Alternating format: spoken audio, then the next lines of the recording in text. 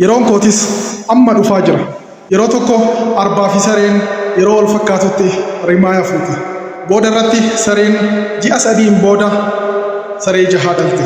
Achi boodas sarittiin ji'a jaha turtee rimaa hadiraa fuutee saroota 12 ol ta'an dhalte. Itti aansuudhaanis ji'a 18ffaa isiittis yeroo sadaffaa isiitiif saroota jaha dhalte. Ji'oota 18 kana keessatti sareen sun yeroo sadii irra deebitee dhaluudhaan saroota hedduu dhaluu dandeesse. Booda irrattis arbi isii waliin rimaa fuudhe sun hanga ammaatti arba tokkollee akka hin dhalin hubatte. Arbicha bira deemtees akkana jetteen, dhuguma rimaa garaadhaa qabdaa? Yeroo jalqabaa waliin rimaa fuunee turre. Ani achiin booda yeroo sadiif saroota hedduu dhalee amma saroonni hedduun isaanii gurguddatanii jiru jetteen.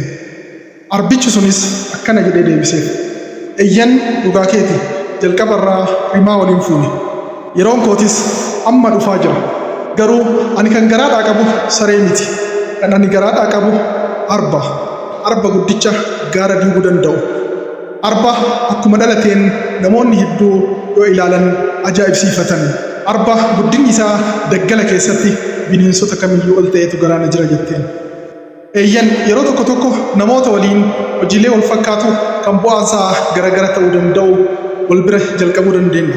Hojiin nuti hojjennu yeroo nuti barbaannutti galma gahee arguu dhiisuu dandeenya. Garuu bu'aan nuti fiduu dandeenyu yeroo fudhachuu danda'a waan ta'eef obsaaf kutannoodhaan hojii keenya hanga dhumaatti itti fufnee bu'aa guddaa argachuun dirqama. Namoota rimaa sarootaa fuudhanii akkamitti hanga ammaatti dahuu dhabde siin jedhaniif gurra hin kennin. Hedduu galatoomaa, fayyaa ta'a. Maatii tiktaakii kennaa ta'uu hin irraanfatinaa. Yoo isinitti tole namoota biras akka gahu sheer gochuu hin irraanfatinaa.